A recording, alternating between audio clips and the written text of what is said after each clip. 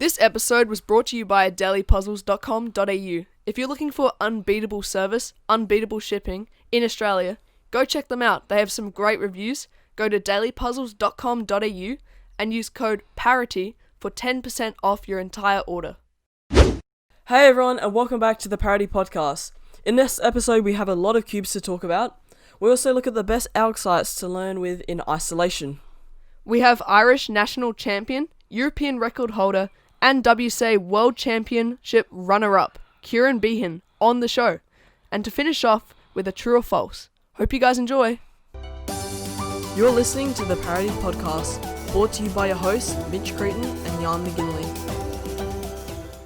Hey guys, and welcome to the second episode of the Parity podcast. Thank you guys for all of the support we received on the last episode, and we hope you guys enjoyed this episode as much as the last one. We have a lot of things to talk about in this episode. We've seen a lot of cubes come out over the month. We'll also talk about the best ALK sites to learn from in isolation, and then we'll have a chat with Irish national champion Ciarán Beahan. Okay guys, we've seen a lot of new cubes being released this month. Let's talk about the Qiyi puzzles. We talked about this briefly last episode. They have a name now, Qiyi MS series. M standing for magnetic. It must be the new series. This seems to be a budget economy line cubes. So the 3x3 is $14.85 from dailypuzzles.com.au with code PARITY. Now let's talk about the cubes. Apparently it's Phil Yu's main. Yeah, the series seems to be really nice. It seems to be like a budget economy series. And must be really good to be like Phil Yu's main 3x3, of course. I'm really excited to see them like get released and see what other people have to say about them and stuff.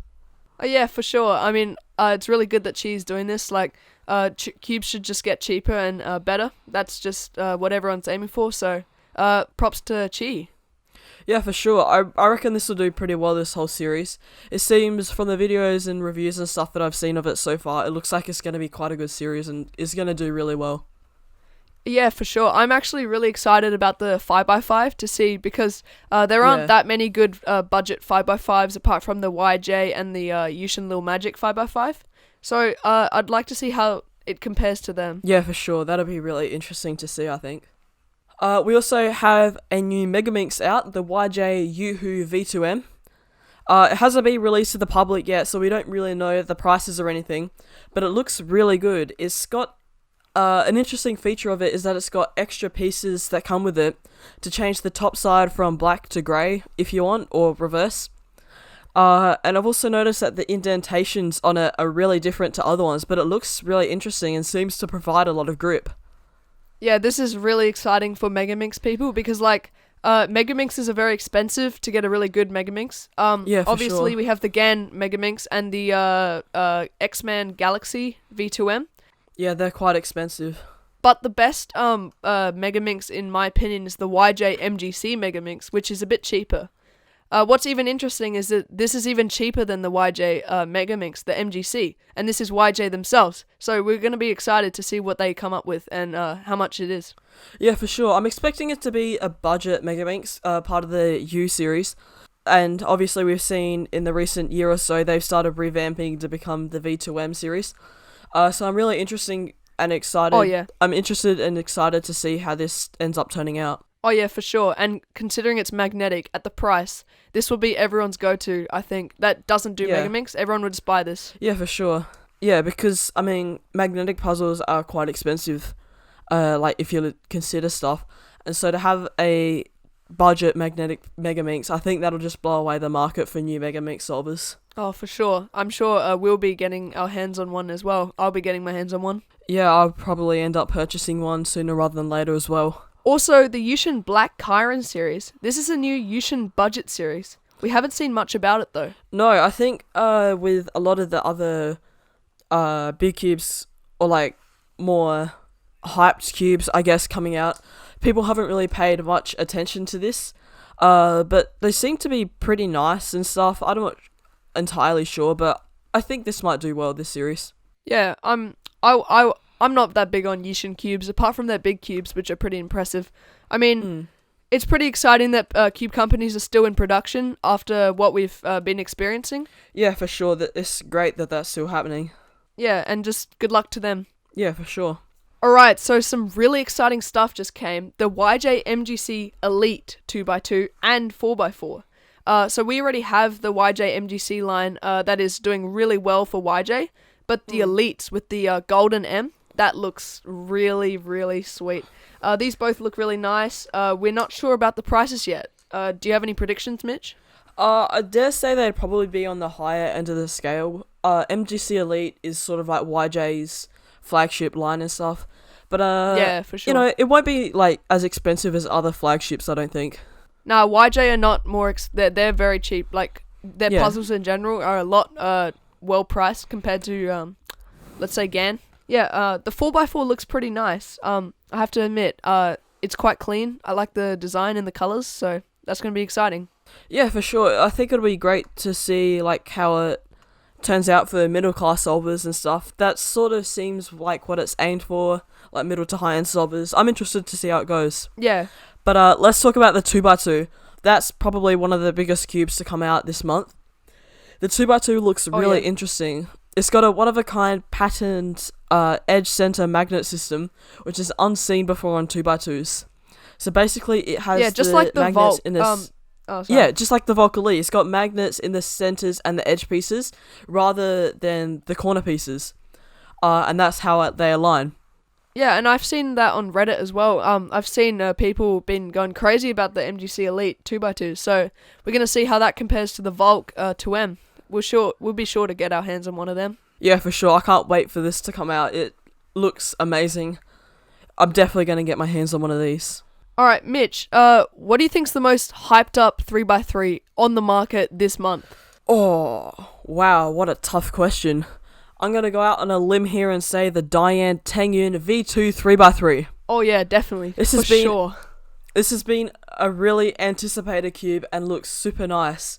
It's got a 3 magnet strength settings, like sort of like a wheel in the edge piece sort of thing. Yeah. And you change it with a screwdriver, which is provided with the cube. It's also got a really interesting tensioning design, which we haven't seen yet on a 3x3. It's got sort of like 3 wheels almost. It has the middle wheel sort of thing, or the inner center, which has center travel control, which assists with like corner cutting. And then the outer one is tension control, which is tension, of course. And then it's got a regular screw for axis distance. The Diane Tengyun V2M, it's available for pre-order on daily puzzles. I think it's $49.50 if you use our code. So use Parity at the checkout. I think the Diane V2, the Tengyun V2 obviously, the Tengyun V1 actually was a lot of people's mains. Let's say Phil Yu, he actually mained it for a bit, and Timon. So those are world-class cubers, and they're using the Diane. So this is just going to blow away the market, and I think next comp, I think we'll see a few people using it. Yeah, for sure. This looks like a really amazing cube. Another one of Diane's flagships. They're not really like the top cube brand, but when they do release a cube, it's always really nice. I'm really excited for this cube to come out, and I can't wait to see how it turns out. Yeah, the comeback though. Diane's comeback. Like, they were the top cubes back maybe 10 years ago to 7 years ago. And then other cube companies started catching up.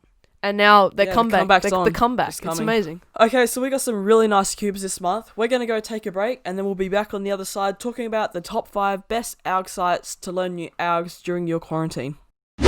This episode was sponsored by Jezza Cubing YouTube, Harry Daniels, and Velocity Cubing. Remember guys, if you want your name or channel shouted out in this podcast episode, head onto our Patreon. It's in the link in the show notes. Okay, we're back. So while we're all in quarantine or lockdown, there isn't a whole lot of things that people can do. Us cubers are lucky because we always have something to practice, cubing. It's something that you can't just beat or win, so you're always practicing to get better. A large part of cubing is learning ALGs. ALGs are hard to learn and take a lot of time. Quarantine is a lot of time. See where I'm getting at here? Okay, so basically we're going to talk you through our top 5 personal favourite ALG sites to learn new algorithms to help you guys out and learn stuff in quarantine. Okay, so I've actually used this ALG when I was learning how to solve the cubes. So coming in number 5, we have rubiksplace.com. This is a nice site. It's set up pretty nicely. It has all the 3x3 algorithm sets, plus some extra 2x2 and 4x4 algorithms. The algorithms themselves are grouped together according to their classification and looks really good. And it's easy to use and read. Yeah, this website is more of a 3x3 specialized site, but as we said, it's got some 2x2 and 4x4 algs as well for learning, say, CLL or Ortega. Okay, so number 4 is Cube Skills. This is an algorithm site developed by Felix the King Zemdegs himself. The actual website of this isn't the best. If it was a bit better, then it'll probably place higher in the list. However, it offers printable PDFs, which are great. A lot of people use these PDFs to just print out and use because it's a lot more convenient than bringing your laptop around everywhere, of course. These algorithms are really easy to read and are great because, as I said, you can bring them anywhere. These sheets are actually how I learnt full CFOP, and really they're just great. If the website was like the sheets, then it would come first. If you guys want to download like PDF alg sheets and stuff, make sure you guys go to this website because this is the place to go to. Yeah, I didn't know Cube Skills was made by Felix Zemdegs. Yeah, it is. That's really impressive. Yeah. In third place, we have SireTheKing.com. This is a website developed by Chris Olsen, or Sire the King. If you guys don't know who he is, look him up. He's the best videographer for Cubers. He films all the documentaries, and he was at Worlds 2019. So, like a Why We Cube, Felix Zemdegs documentary, all those sorts of stuff. That was all made by him. He's actual a genuine bloke. He's so nice. He's just brilliant. He's so good to the cubing community. Anyway, this is a really good site. It has all the algorithms for 2x2 and quite a few sets for 3x3 as well.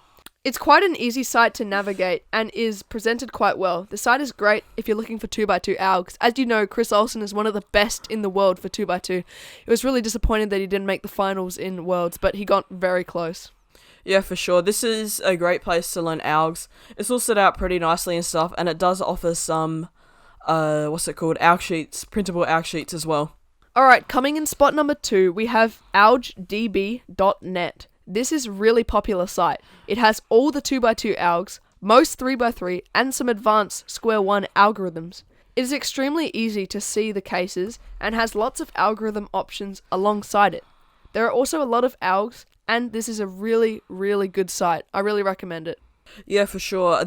A lot of people use this site to learn algs. I've used this site a lot. I really like how it's got a lot of alternative algs along the side of it. Like, quite often there's 5 or 6 different algs for just the one case. So you can really find the one that suits your turning style and finger tricks the best. Yeah, definitely. And then coming in at number 1 is jperm.net, made by the one and only Dylan Wong, also known as jperm. So this site has some tutorials in it, but it's also got alg sheets and trainers. This site mainly has 3x3 sets, so OLL, PLL, and winter variation, but it's also got CLL. So it's not as an extensive range as the other sites, but it's got something different that makes it pop out so much more. When you're on the algorithm page, the algs are really easily set out and grouped. A nice feature of this is that you can set the learning statuses on algorithms, so they are white or unlearnt as default, but then you can set an algorithm to yellow as learning and then green as learnt. This is quite an easy way to differentiate between the algs, and is really easy to find the ones that you are trying to learn. You can also sort by learning, learnt, or unlearnt to find them easier as well. And a really neat feature, which is the reason it became number 1 on this list, is the trainer on it. You can set whether or not to practice known, learning, or unknown, and then you scramble the cube and it will give you a case from what you've set it as, and then you just time yourself solving. It's pretty much just like a regular cube timer, I guess. So it doesn't actually sound great, but this is absolutely amazing. It's really good for just drilling algs and also for recognition. A big trouble, especially with OLL and CLL and stuff like that, is learning the recognition for cubes, or learning the recognition for cases. So doing this alg trainer on a few different algorithms is a really great way to recognize the cases better and match them up with the algorithms.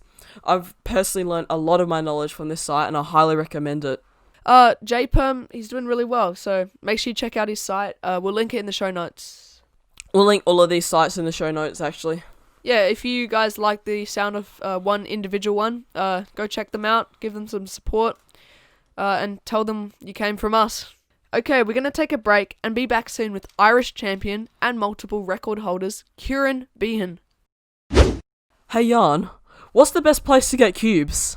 Oh, dailypuzzles.com.au. Oh, is that the place with really great service, super fast shipping, and great cubes at super low prices? Yeah, definitely. Not only are they that, but they're also local and Australian. Wow, that's amazing. If only there was a discount that I could get to get these cheap cubes at even cheaper prices. Well, apart from them being cheap enough, you can get another 10% off using our code PARITY. Sorry, what did you say? Could you just respell that for me, please? Yep, PARITY for 10% off your entire order. That's right, Parity for 10% off your entire order. Hello everyone, we're back and we've got Irish champion Ciarán Beahan on the show. Welcome, Ciarán. Hello everybody, thanks for having me on. No problem. Okay, so obviously a hot topic at the moment is COVID-19. How has that affected your practice schedule? Have you been practicing more because you've been inside lots, or how's that working out? I wouldn't say I've been overdoing it. I'd say I've been practicing a little bit more, but for the most part, I'd practice maybe 2 hours a day or maybe 3 hours a day, depending on how I feel. And then some days I might just practice for like a half an hour, or maybe I might just not practice at all. Yeah, but right. I don't feel the need to overdo it and burn myself out, because like I've done that over the years where I'd have a lot of time to practice, especially over summer holidays, and then I'd just burn myself out. So I've sort of learned my lesson, like even if you have lots of time, maybe you shouldn't practice like 12 hours a day. Yeah, definitely. Even if you're at home, I wouldn't burn yourself out, yeah. No. How much, like, has it increased more? Like, how much more has it increased? By like half an hour, do you reckon? Yeah, well, beforehand I would have been in college and work. So I would have been balancing college, work, and cubing. So, like, on the weekdays, it would be like an hour, maybe, at most, if I could manage to find the time. And then during weekends, I might do my regular 2 to 3 hours. But now every day, like, including weekdays, it's 2 to 3 hours. Yeah. So I don't do a whole lot more on the weekends. It's just for those weekdays I've probably added in an extra hour or two to my practice schedule. Well, yeah, that's really good that you're keeping consistent. Yeah, I don't know how some cubers go all day cubing. Like, how do you have the time? Like, Timon especially is a perfect example. Like, he just goes all the time. I wouldn't be able for that. So when you were inspecting the cube on your European record solves, could you tell that it was special and that the solve was going to be good, or not? It was just another solve. No, it was just another solve, because like all my European records have been on big cubes, like 5, 6, 7, and the inspection for that, like, a lot of the time it really doesn't matter, and like a lot of the time it doesn't matter what the start is. You can usually find something good. What makes it the European record is like the flow that I got for like the rest of my centers and all of my edges, and then sometimes parity has played a little bit of a part. But I usually, like, for 5, I'd usually try to inspect the majority of my first center, and for 6 I would inspect, for 6 and 7 I would try and inspect the first 2 bars at least. But from that, it's just like recognition and look ahead and execution. It really doesn't have a lot to do with inspection. Wow, that's really interesting. So, what was the response from Worlds after you solved the fastest 5x5 single at Worlds? What do you mean by the response? How was the reaction? Like, I saw you shook, was it Sebastian Weir's hand when you got the 38 at World Champs? That was funny, because before the World Championships, like leading up to it in the spring, I had held the 5x5 single European record for I think over a year or a year and a half. And then Sebastian, like 2 weeks before Worlds, like I was already in Australia at the time, and Sebastian got a 41 and took the European record from me. So the fact that I got a 38 and took it back from him, and like he was the first to congratulate me, it was just fitting. That was really that was that was such a special moment. Yeah, it was pretty special, and I was getting sort of annoyed, because like I'd made it up to like 8th or 9th in the worlds, and I used to be like 3rd or 4th in the worlds for 5x5 singles. So I was sort of getting like a little bit paranoid that I was getting pushed too far up the rankings, but thankfully I managed to pull something out of the bag just in time. I remember re-watching the video and just hearing the crowd. They went nuts. It was amazing. Yeah, I can't really remember the crowd reaction in person. It's more watching the videos back. I know the UK crowd particularly went mental. I was the only Irish person there, so there's no Irish people to cheer me on. But I go to a lot of UK comps, so like all those guys are my friends, and I think their reaction was I think the loudest out of all of them. But because it was the final, like everybody, or not everybody, but most people in there were watching, and I think Felix and Patrick and Max and most other people had already finished their first solves. So I think it was just me and Nam who were to finish our first solve. So like most people were just looking at us, and then obviously I got to 38. There was a big reaction for that, which is probably the biggest reaction I've gotten for any solve. It might be the biggest reaction I'll ever get for any solve. So it was a pretty good deal. Yeah, it was amazing. So how did you get sponsored by the Cubicle? Did they reach out to you, or did you reach out to them? No, so I reached out to them. It was, I'd say, it was right after Worlds 2017 in Paris, and I just broken my second European record, and I was talking to a couple of the sponsors, Cubicle sponsorees there, and I was asking them, what did you do to get sponsored? Like, did you reach out, or did they reach out to you? And they, I think everyone that I asked said they had reached out to the Cubicle. So like I knew like if I wanted to get sponsored, I was gonna have to make the first move. So I emailed, I think the day after, or maybe 2 days after World Championships had finished, I sent an email to Phil like asking if I could get sponsored, and then he responded saying he was happy I reached out, and he was more than happy, and then we worked something out. And then I think it was a couple months later or whatever, we made it official and we announced it.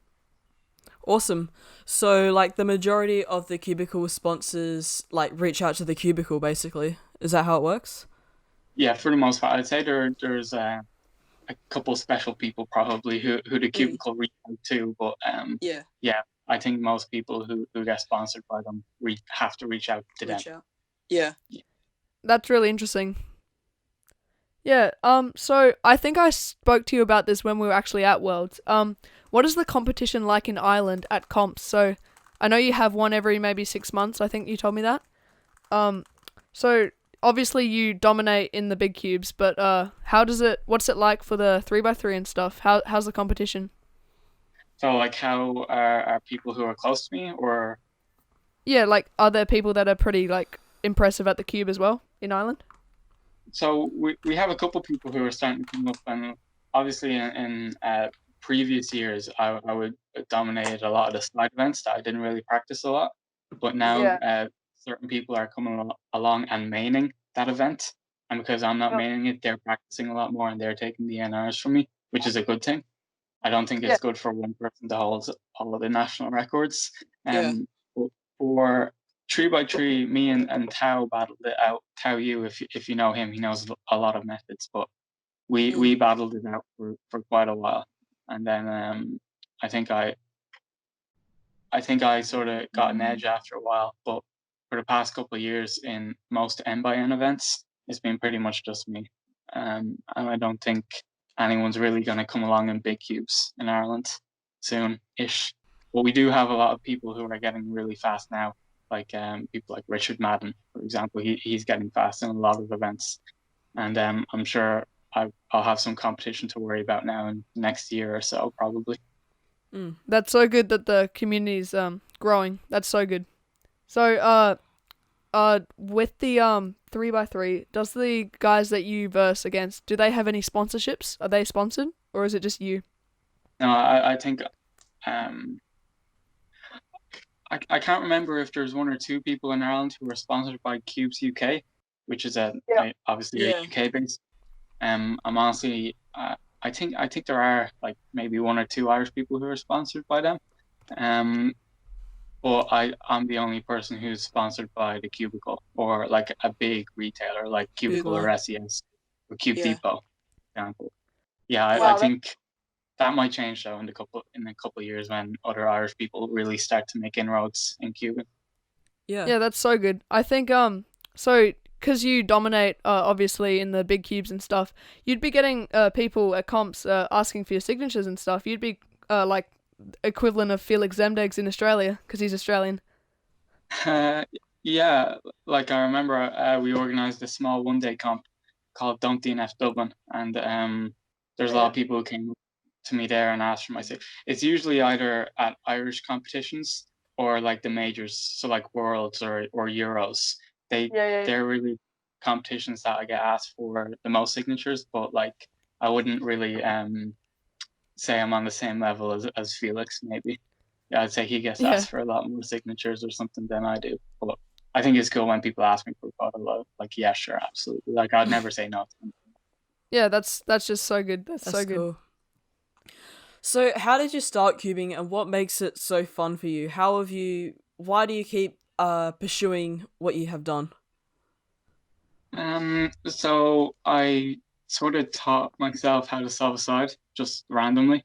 Like I'd seen people in my school. There was one guy in particular in my school who could solve it, and he showed people, and everybody was really impressed, and it impressed me a lot. And then I sort of just got a Rubik's cube, and somehow I don't know how, just figured out how to solve a side by myself. And then a little while later, I found out that there are tutorials on YouTube, and because I already knew how to solve the side, getting the cross and the corners were really easy for me. So, and then I just sort of progressed from there and learned the rest of it. Like, and then I was just hooked. Like it was just like an addiction, just hours a day. That would have been back in, I think, May. No, it was June 2011, which is when I solved the cube for the first time. So we're approaching 9 years, and like the past 9 years just kept on getting better and better. And I just kept on pursuing new things like national records or winning competitions. And then eventually it went on to like European records and world championships and European championship podiums. Yeah. That's amazing. 10 years is like the hardest barrier to break. Like there are very few cubers that stay cubing 10 years. Yeah, well, I think if you have like a good enough passion for it, and like I will definitely be cubing for more than 10 years. Like you look at Eric, for example, how long has Eric been speak or Ron Van Boek, he's been speed cubing for literally almost 2 decades now. Really? Yeah, so like I think there are some people who like maybe fade out of cubing, and that's all right. They move on to other things. But I think other people, probably like myself, will stick with it for a while to come. So, what's one thing that most people don't know about you? I think I was asked this question in an interview recently that wasn't released. The first thing that I thought of was that it was completely random, but I have a lazy right eye, so I don't really use the image from my right eye. So like when I cube, I sort of, not drastically, but I sort of tilt the cube to the left to look at the right side. And like, especially if you look at some of my POV solves, you can see I actually turn my head like a lot more than other people would, especially during big cubes. So I don't know. I don't know. Like it really doesn't affect my cubing that much. The fact that I have a lazy right eye. But yeah, I'd say if one thing that very few people would know about me would probably be that. Wow, that's really interesting. So yeah, I've done some research. I've seen your stuff. How did you apply for Island's Got Talent? I didn't actually apply for it. They actually reached out to me. So I obviously have yeah. So I have a Facebook page, and I got a message to it one day from like a producer, and they introduced themselves and said they were a producer on Ireland's Got Talent, and they'd seen my stuff, and they asked me like, here, would you like to come onto the show and like try something? And I said, yeah, sure. So they just needed a small clip of something that I would do, and so I filmed something and I sent them it, and they said like, would you like to come on? And I just thought, well, it's a cool opportunity. Like there's no reason for me to pass it. Sure.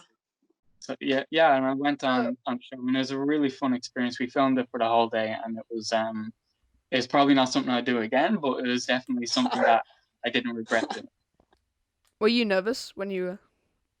Well, I wouldn't say nervous. Like obviously I had a little bit of nerves on me, but the only really nervous part was when I was like backstage like 2 minutes before I went on. And like the crowd was probably like, it would have been bigger than Worlds 2019 venue, but like it wasn't huge. So like I was nervous, but once I got out there, like I just talked and I just done my thing, and the crowd seemed to really like what I was doing. Now I didn't get through, which is a disappointment, but the crowd cheered me on, and I think they were entertained by it, so that made me happy. I was so disappointed because I've seen so many Got Talent performances with like fake solves and stuff, and they get through, but people don't understand how hard it is to do blindfolding and blindfolded solves and stuff like that. Like, if they actually understood that, you'd get a golden buzzer. I know Rami went on Americans Got Talent once, and like there's been a couple other like cubing Got Talents, and I think Roman Strakov actually won Russia's Got Talent. Really? Wow. Yeah, I think I remember him telling me that when I saw him in Madrid for Euros 2018. But besides that, like I wasn't too bothered with the fact that I didn't get through, but like I just moved on. It wasn't too big a deal. Yeah. So what brand do you think makes the best like big cubes for you? So what brands do you prefer and go for when you're buying big cubes?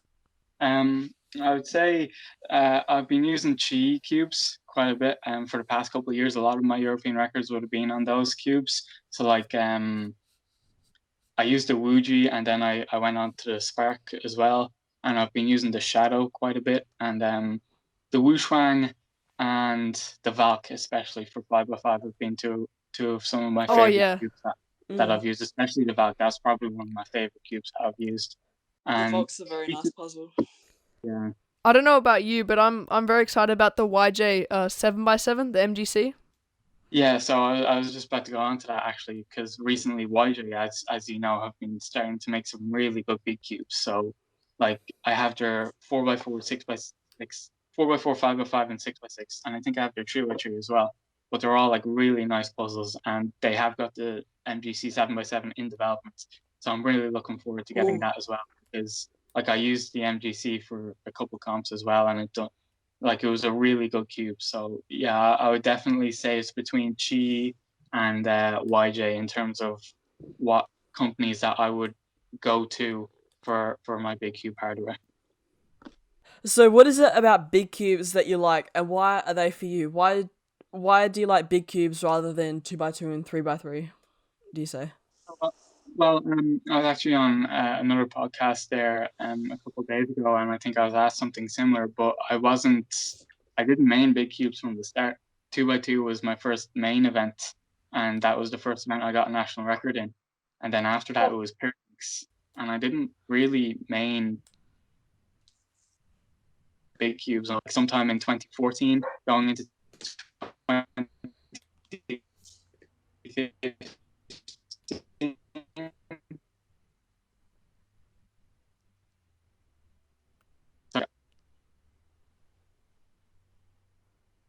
3 years of my cubing career, I